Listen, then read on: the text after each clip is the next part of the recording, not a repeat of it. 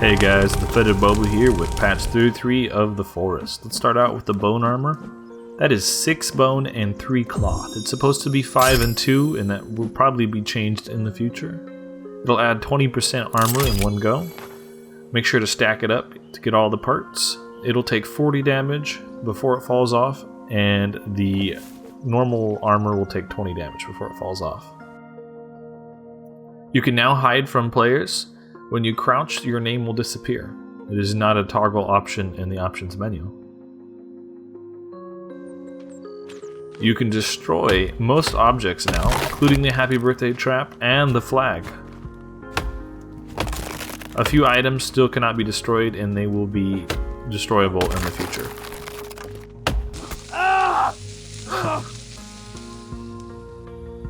There are page numbers to your book now, so you can know where you are on the multi-page tabs. There's a coloring to the arrows to let you know what kind of arrow type it is, to make it more obvious.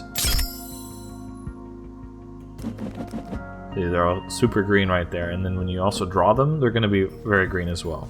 Similar thing for the fire arrows.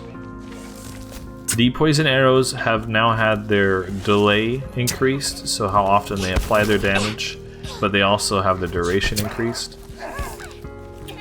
You're going to see them pause a lot less often because of it. Talking about arrows, the fire arrow will still apply its high crowd control effect though.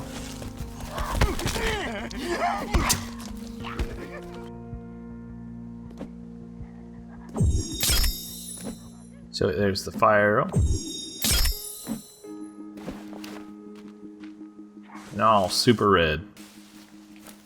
When you throw the spear, if you go and pick it up, it will be your primary weapon again, so you can quickly throw and pick up the weapon as you try to hunt something down. Alright, and that's a lot of the visual changes I could show in this patch. They usually do big patch, small patch, big patch, small patch, and they pick up big bug fixes in each one.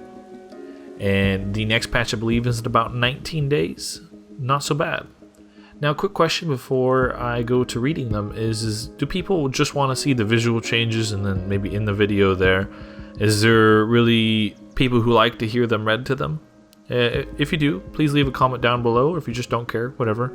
I would appreciate that. Thank you so much. Now, reading to these, we have ones like only fuel-based fire weapons, such as Molotovs, will now cause enemies to flail around on fire.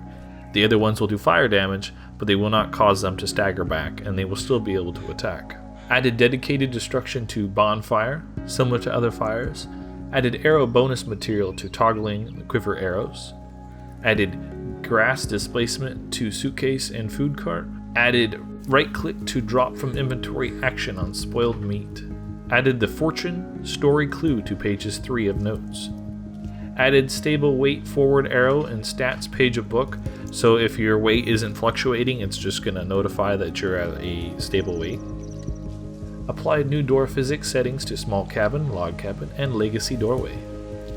Arrow on held bow now shows arrow bonus material, so if you had, say, the fire or the poison, it's going to show that color.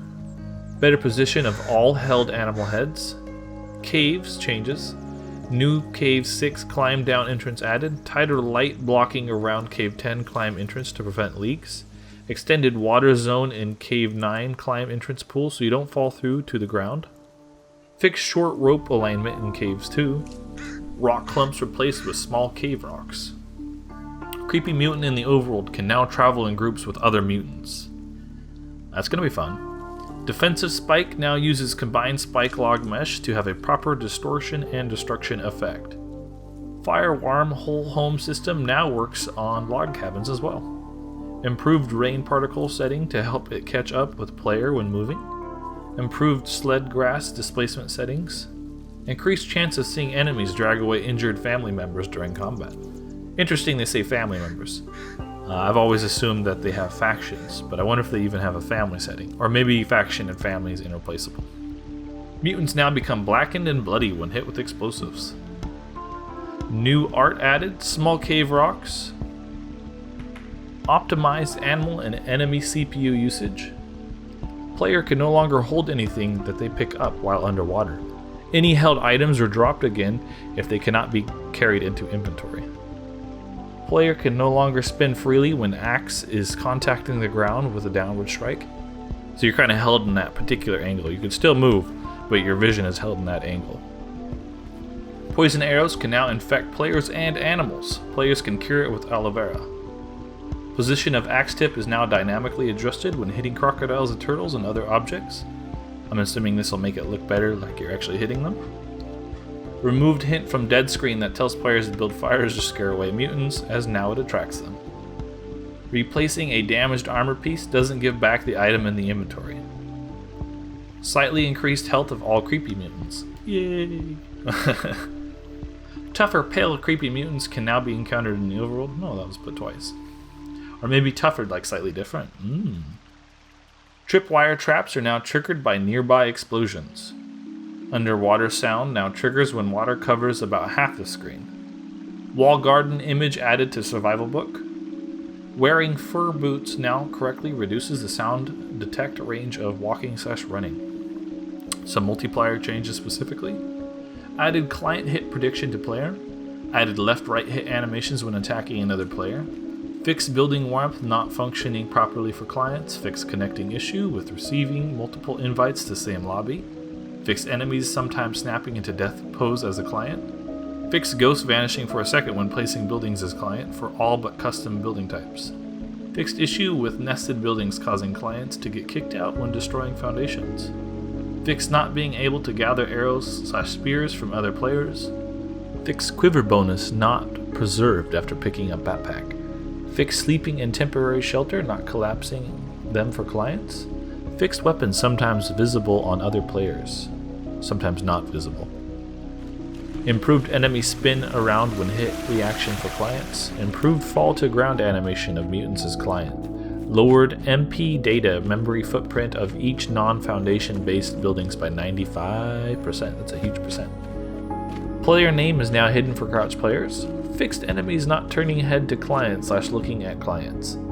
Performance. Lowered grass displacement CPU cost during stutter/spike frames. Hopefully, it says, fix some issues with enemies running into plane crash and getting stuck. Balance. Increased arrow poison tick delay and total duration. Balance. Remove the part of the weight formula which caused it to change faster if a player had a lot of overeating points. Eating 10 chocolate bars in a row shouldn't cause players to take 5 pounds in a single day anymore. Weight gain will however keep going for several days anyway until nutrition points are stabilized. Audio. Added break apart sound effect to non-foundation building collapsing. Fixed shelter, log cabin, and gazebo destruction looking weird with LODs wrongly taking part in the distortion/collapsing sequence of destruction system. Now a bunch of fixes. A case of enemies sometimes not transitioning to death animation. A skinning issue on player sleeves. An issue with saves that have rabbit fur boots equipped, with stacking bonuses each time the game was loaded. Applying bow arrow bonus with crafting cog while having bow equipped. Arrow, thrown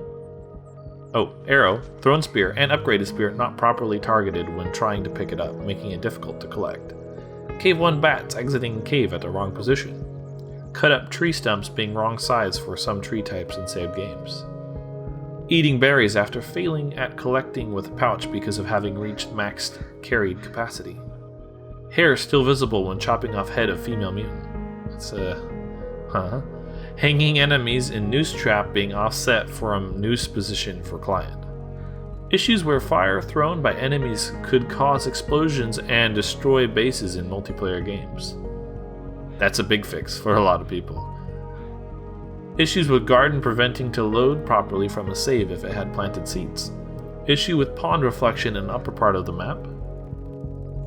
Lighter clipping through various weapons when blocking. Mutants sometimes spawning very close to plane crash on first day. Player camera breaking when taking starvation damage while sitting on a bench. Player camera sometimes offset after plane crash when starting a new game directly after saving an existing game. Projectiles not preserving memory of previously equipped item after running out. Random rocks and sticks found on ground stop spawning after picking up a bunch. Seam on severed head model. Fix cabin floating above ground a little bit. This fix is not retroactive. Stick marker overlay flag sometimes missing in old saves. Tree stump spawning wrong model in save games. Tortoiseshell shield not correctly blocking attacks. By the way, that shield is insane. It's like pure blocking of everything with no stamina cost. Wake up music playing at wrong time at start of game. And finally, fix water skin content not saving properly. And that is all of the changes in patch 33 of the Forest. Lots of fixes, some really cool looking armor. Overall, I'm really excited to see what's in the next one, because if this is considered a small one, the next one will be pretty cool. I don't know if that's just technicality that it goes big, small, big, small. We'll see in the next one, 19 days. Thank you so much for watching, guys, and hope you all have a wonderful day. Thank you.